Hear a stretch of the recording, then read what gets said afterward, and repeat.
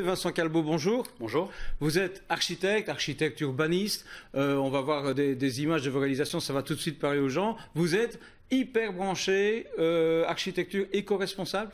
S'il fallait mettre un label, c'est ça ? Oui, c'est l'architecture éco-responsable qui tente d'apporter des solutions positives finalement au dérèglement climatique en proposant de construire des bâtiments par exemple qui produisent leur propre énergie, qui recyclent leurs propres déchets et qui rapatrient la nature et l'agriculture au cœur de nos villes. Et alors, on le voit, ce sont quand même souvent des formes excessivement spectaculaires et c'est vraiment la nature qui est dans le bâtiment. C'est pas forcément un parc au rez-de-chaussée ou au niveau du sol, il y a des arbres sur les balcons. Enfin, oui, c'est-à-dire qu'aujourd'hui en tant qu'urbaniste, on considère qu'on ne construit plus le parc autour du bâtiment, mais que c'est le bâtiment lui-même qui devient finalement un jardin suspendu.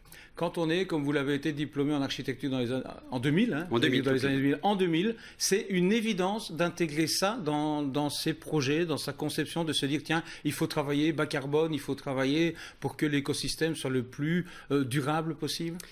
Oui, je fais partie de la nouvelle génération d'architectes où on était sensibilisés par Nicolas Hulot, par Yann Bertrand, par Al Gore. Et on s'est dit qu'on allait utiliser finalement notre métier comme médium pour transformer les contraintes en opportunités et inventer des villes post-carbone, post-fossiles, post-nucléaires, post-insecticides et finalement recréer la juste symbiose entre l'homme et son environnement. Et ces villes, elles sont vraiment envisageables ? Ces villes, elles sont en chantier aujourd'hui. Souvent, c'est une utopie et une utopie doit rester quelque part. Souvent, on considère que mon travail est de l'utopie parce qu'aujourd'hui, on est plongé dans la dystopie. C'est-à-dire qu'on considère que demain sera forcément moins bien qu'aujourd'hui.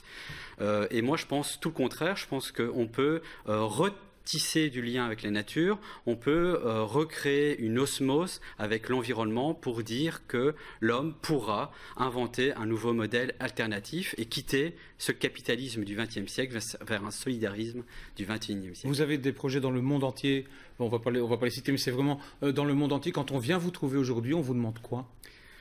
Aujourd'hui, c'est vrai qu'on vit dans un village global et on me demande finalement une architecture respectueuse de l'environnement qui peut augmenter la qualité de vie des habitants dans des villes. C'est maintenant dans ceux qui demandent des projets. Oui, bien sûr, parce qu'aujourd'hui, les villes sont de plus en plus surpeuplées.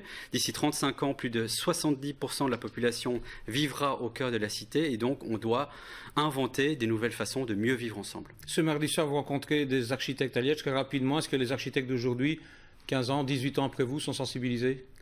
Petit à petit, l'oiseau fait son nid. Moi, j'essaye en tout cas d'apporter cette bonne parole en disant qu'une architecture éco-responsable est possible aujourd'hui. Merci à vous d'avoir été notre invité, Vincent Calbeau. Merci bien à vous.